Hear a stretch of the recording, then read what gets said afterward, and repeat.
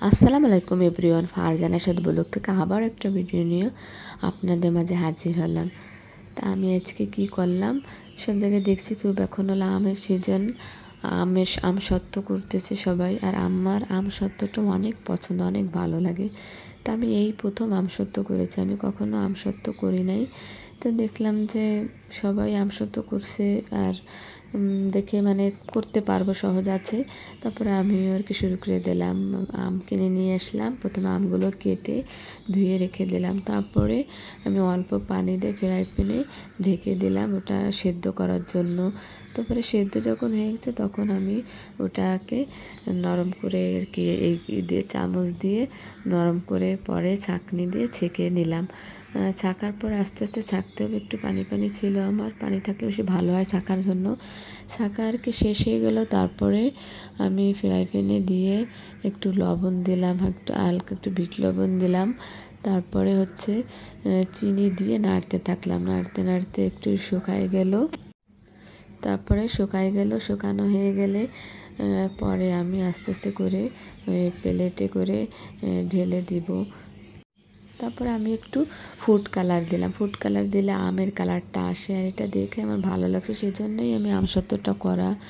আমি ওইভাবে আর কি আগে কখনো করিনি। ফুড কালার দেওয়ার পরে কালারটা অন্যরকম হয়ে গেলো, আর আমটা আর শুকানো হয়ে গেলো। তারপরে আমি একটু মশলা দিলাম, পাঁচফোড়ন আর গোলমরিচ, এগুলো একটু গুঁড়া করে দিলাম, একটু টেস্ট আসবে। আর হচ্ছে শুকনো মরিচের গুঁড়া, একটু মানে মিষ্টি ঝাল ঝাল লাগবে, ভালোই লাগবে টেস্ট, মানে খেতে খুবই ভালো লাগবে, সেজন্য আর কি মশলাগুলো দিয়ে দিলাম, দিয়ে আস্তে আস্তে নাড়তে থাকলাম। তারপরে আমি দুটো প্লেট নিলাম, দুটো প্লেটে সরিষার তেল দিয়ে সব জায়গায় মাখাই নিলাম তুলি দিয়ে, যাতে করে আমসত্ত্বটা ভালোভাবে উঠে যায়, সেজন্যই মূলত সরিষার তেল ব্যবহার করা।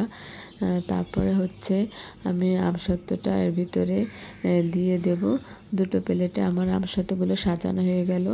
তা আমি করেছি কি, আমি তো সময় পাই না, রোদেও দিতে পারি না, তো একদিন আমি রোদে দিয়েছি, আর হচ্ছে 2 দিন এমনি ফ্যানের বাতাসে রেখে দিয়েছিলাম। পরে ছাদে রোদে দেওয়ার সময় ছাদে এই আমটা দেখে ভালো লেগেছে, তা আমটা ছাদে রোদে দিলে আসলে আমসত্ত্ব পাহারা দেওয়াই লাগে, কারণ অনেক কিছু ছাদে আসে, পাখি পশু পাখি এগুলো আসে, সেগুলো খেয়াল রাখা লাগে।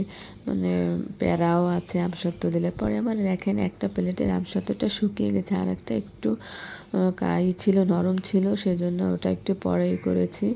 এটা আমার শুকিয়ে গিয়েছে। তারপরে আমি আস্তে করে এই যে কেটে ডিজাইন করেছি, তা আমি একটু শুকানো বেশি হয়েছে, তাই ডিজাইনগুলো একটু খুলে যাচ্ছে। তারপরেও আমসত্ত্বটা ভালোই হয়েছে, টেস্টও হয়েছে। পরে আমি কেটে করলাম। সবাই আসলে ভালো থাকবেন, আর আমার পেজটাকে একটু লাইক ফলো দিবেন।